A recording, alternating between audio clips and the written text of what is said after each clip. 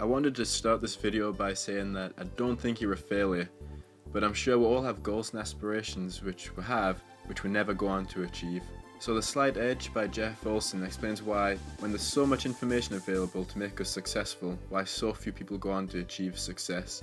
In fact, only 1 in 20 people actually achieve the goals which they set out to accomplish. So this book's made me rethink all of my decisions. Now I see the slight edge principle everywhere. Whenever I'm reading something, wherever I'm walking down the street, with everything that I'm presented with, I see this principle.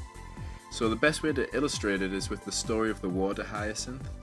The water hyacinth is a plant with a very high reproductive rate, and even though it can produce 5,000 seeds, the way it tends to colonize places is by doubling itself. In a pond on the first day, you won't even see the hyacinth, you'll barely even be able to spot it.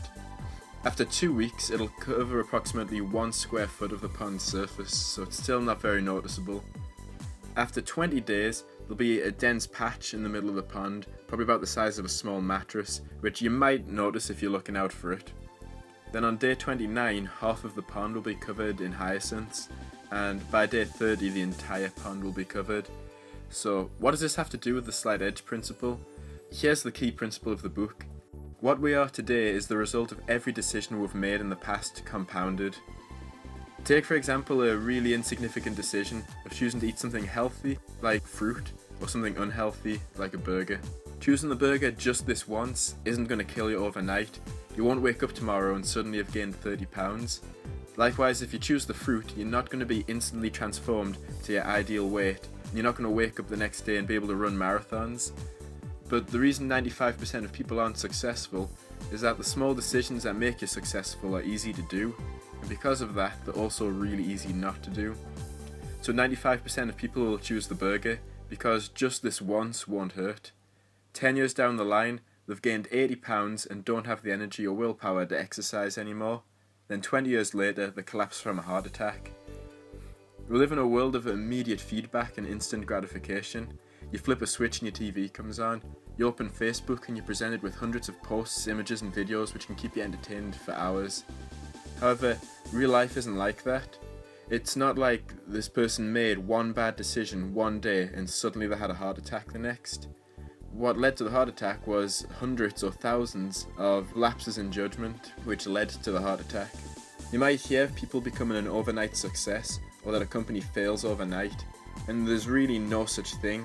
The success or failure of something might become apparent one day, but what you don't see is every decision up to that point. Take a look at this graph. At first the lines between the success and failure curves are almost indistinguishable, and they don't seem to be increasing very much. So the decision to get up 30 minutes earlier to exercise instead of sleeping in might not seem like it's having any effect.